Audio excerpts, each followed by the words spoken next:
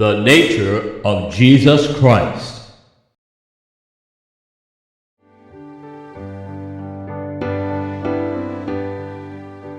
Another dangerous error is the doctrine that denies the deity of Christ, claiming that he had no existence before his advent to this world.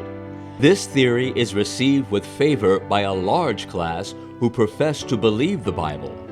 Yet, it directly contradicts the plainest statements of our Savior concerning relationship with the Father, his divine character, and his pre-existence.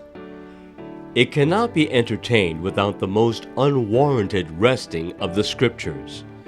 It not only lowers man's conceptions of the work of redemption, but undermines faith in the Bible as a revelation from God.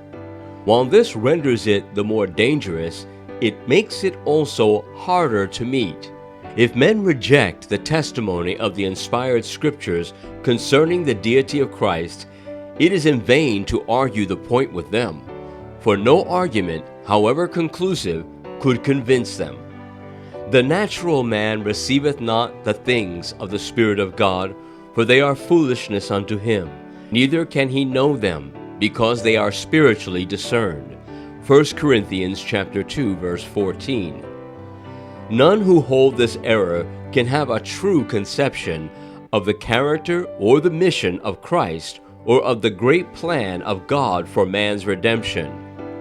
Still, another subtle and mischievous error is the fast-spreading belief that Satan has no existence as a personal being, that the name is used in Scripture merely to represent men's evil thoughts and desires.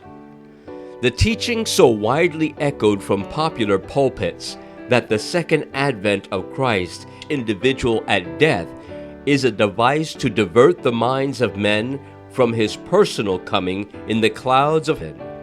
For years, Satan has thus been saying, "Behold, he is in the secret chambers." Matthew chapter 24, verses 23 to 26, and many souls have been lost by accepting this deception.